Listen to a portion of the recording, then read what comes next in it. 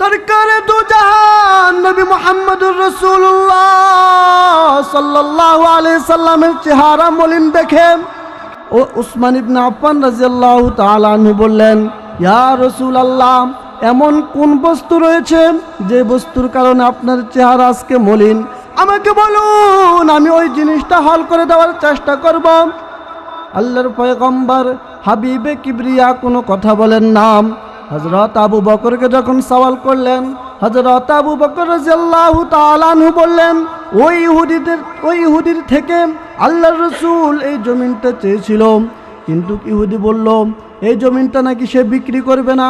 হযরত উসমান রাদিয়াল্লাহু তাআলা আনহু এই কথা শোনার সাথে সাথে চলে গেলেন ইহুদির কাছে, যা বলতেছেন, ভাই ইহুদি, তোমার কত টাকা লাগবে, তোমার কি কি লাগবে আমাকে বলো, আমি তোমার ওই পরিমাণ টাকা তোমাকে দিয়াম। এই জমি আমার হাবিব মুহাম্মদ আরবির পছন্দ হয়েছে, এই জমি আমার নবীর লাগবে, আমার নবীর জন্য তুমি বলো, আমার নবীকে আমি শুধু খুশি করাবো, যত টাকা লাগে, যত পয়সা লাগে, যত সম্পদ লাগে সবই আমি তোমাকে দিব, বিনিময়ে শুধু আমাকে এই জমিটা দিয়ে দাও। আলহামদুলিল্লাহিল্লাযী জাআলাশ শামসা ওয়াল কমারা বিহুসবান ওয়ান নাজমা ওয়াশ শাজারা ইয়াসজুদান ওয়া ফাদ্দালা জামানান আলা জামান কামা ফাদ্দালা মাকানান আলা মাকান وإنسانا على إنسان ونشهد أن لا إله إلا الله وحده لا شريك له ونشهد أن سيدنا ونبينا ومولانا محمدا عبده ورسوله أرسله الله تعالى بالحق بشيرا ونذيرا وداعيا إلى الله بإذنه وسراجا وقمرا منيرا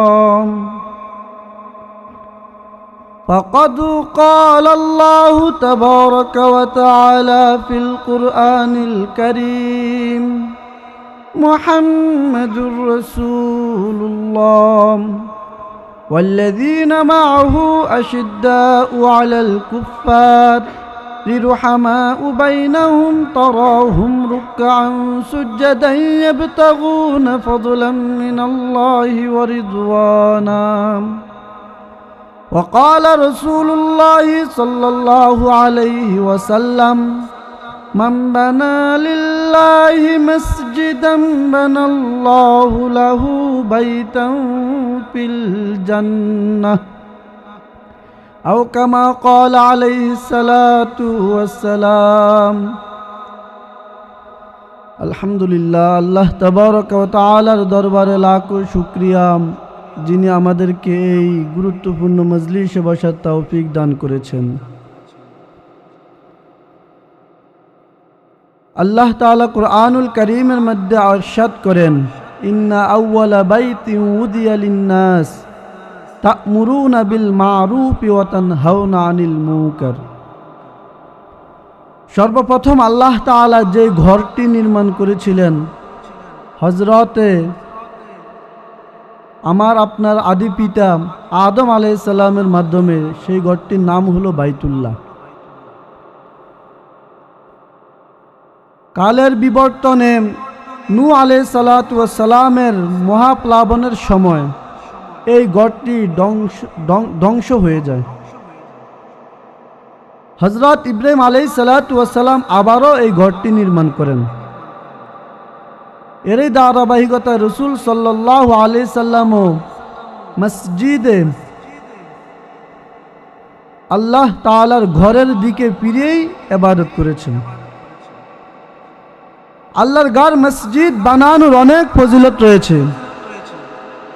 রাসূল সাল্লাল্লাহু আলাইহি সাল্লাম ইরশাদ করেন, মান বানা লিল্লাহি মসজিদান বানাল্লাহু লাহু বাইতান ফিল জান্নাহ।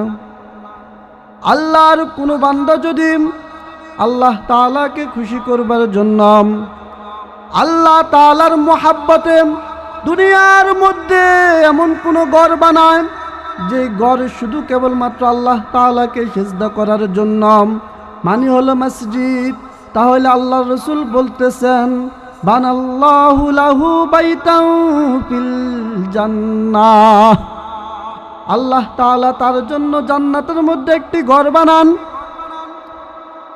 রাসূল সাল্লাল্লাহু আলাইহি সাল্লাম যখন মক্কা থেকে মদিনায় হিজরত করে মদিনায় চলে গেলেন, ওই জায়গায় একটি মসজিদ নির্মাণ করেছিলেন। ইতিহাসের পাতায় সেই মসজিদকে মসজিদে নববী বলা হয়। আল্লাহ রাসূল দেখলেন যুগে যুগে মুসলমানরা বেড়ে যেতে লাগলেন। এক পর্যায়ে অনেক মুসলমান হয়ে গেল। যেই ঘরটার মধ্যে রাসূল সাল্লাল্লাহু আলাইহি সাল্লাম নামাজ পড়তেন, ওই ঘরের মধ্যে আগের মতো আর জায়গা হয় না। মানুষের আধিক্যতার কারণে ওই ঘরের মধ্যে জায়গা হয় না। ওই ঘরের পাশে ছিল এক ইহুদির বাগান। আল্লাহর পয়গম্বর ওই ইহুদিকে বললেন, হে ভাই, তোমার যদি অনুগ্রহ হয় তুমি কি পারবা এই ঘরটা আল্লাহর সন্তুষ্টির জন্য আল্লাহর রাস্তায় দান করে দিবাম? ইহুদি বললেন, না, আমার এই জায়গাটা আমার অনেক প্রয়োজন, এই জায়গা আমি দিতে পারবো না। হযরত ওমর ইবনুল খাত্তাব রাদিয়াল্লাহু তাআলা আনহু বললেন, আমি তোমার কাছে এই ঘরটা ডবল দামে ক্রয় করব। ইহুদি বললেন, পারবো না। আবু বকর বললেন, আমি তোমার কাছে আরো বেশি দামে ক্রয় করব। ওই ইহুদি ব্যক্তি ছিল খুব বিদ্বেষী, ইসলাম বিদ্বেষী থাকার কারণে ইহুদি বলতেছেন, না না, আমি আমার এই জায়গাটা বিক্রি করব না। আল্লাহ রাসূল সাল্লাল্লাহু আলাইহি সাল্লাম সহ সাহাবায়ে কেরামের মন খারাপ হয়ে গেল। সাহাবায়ে কেরাম রাগান্বিত হয়ে মনে কষ্ট নিয়ে বসে রয়েছেন। ইতিমধ্যে উসমান ইবনে আফফান রাদিয়াল্লাহু তাআলা আনহু মদিনায় আসলেন। সরকারে দু জাহান নবী মুহাম্মদুর রাসূলুল্লাহ সাল্লাল্লাহু আলাইহি সাল্লামের চেহারা মলিন দেখে উসমান ইবনে আফফান রাদিয়াল্লাহু তাআলা আনহু বললেন, ইয়া রাসূলুল্লাহ, এমন কোন বস্তু রয়েছে যে বস্তুর কারণে আপনার চেহারা আজকে মলিন? আমাকে বলুন, আমি ওই জিনিসটা হল করে দেওয়ার চেষ্টা করব। আল্লাহর পয়গম্বর হাবিবে কিবরিয়া কোনো কথা বলেন না। হযরত আবু বকরকে যখন সওয়াল করলেন, হযরত আবু বকর রাদিয়াল্লাহু তাআলা আনহু বললেন, ওই ইহুদির থেকে আল্লাহর রাসূল এই জমিনটা চেয়েছিল, কিন্তু ইহুদি বলল এই জমিনটা নাকি সে বিক্রি করবে না।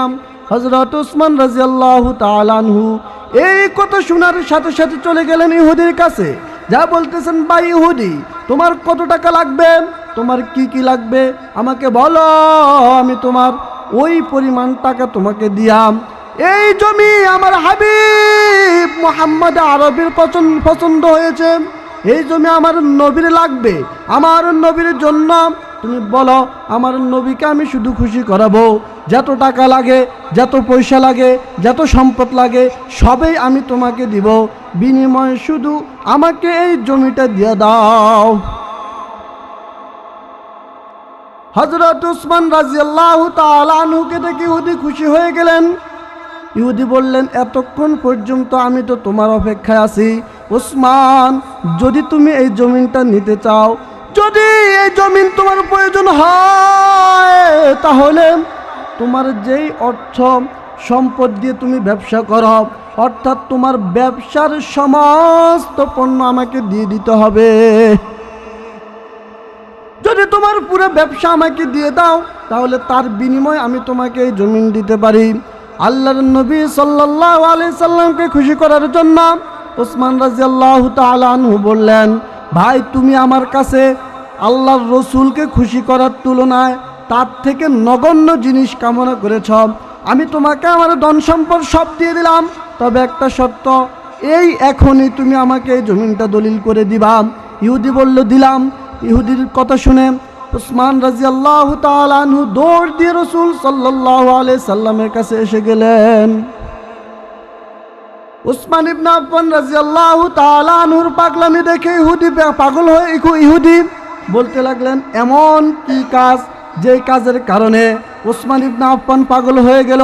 এত বড় ধনী যে ছিল আরবের মধ্যে শ্রেষ্ঠ ধনী, এই শ্রেষ্ঠ ধনী কিভাবে পাগল হয়ে গেল?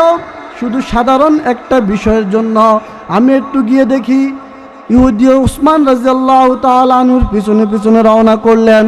রওনা করার পর এক পর্যায়ে দেখেন ইহুদি উসমান রাদিয়াল্লাহু তাআলা আনহু হুজুর সাল্লাল্লাহু আলাইহি সাল্লামের পাশে বসে বলতেছেন, ইয়া রাসূলুল্লাহ, আমি যদি আপনাকে এই জমিন দান করি, আমি যদি এই জমিন আপনাকে দিয়ে দিই, মসজিদে নববীর জন্য দিয়ে দিই, তাহলে এর বিনিময় আপনি যে বলেছেন, মান বানা লিল্লাহি মসজিদাম বানাল্লাহু লাহু বাইতান ফিল জান্নাহ, আপনি যে বলেছেন যদি কেউ দুনিয়ার মধ্যে আল্লাহর সন্তুষ্টির জন্য ঘর নির্মাণ করে, আল্লাহ তাআলা তার জন্য জান্নাতের মধ্যে ঘর নির্মাণ করবে।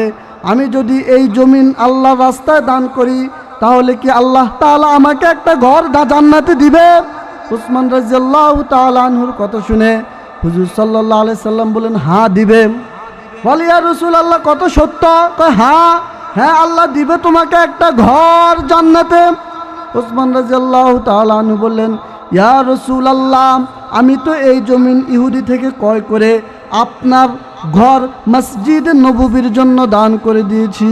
বলেন না সুবহানাল্লাহ।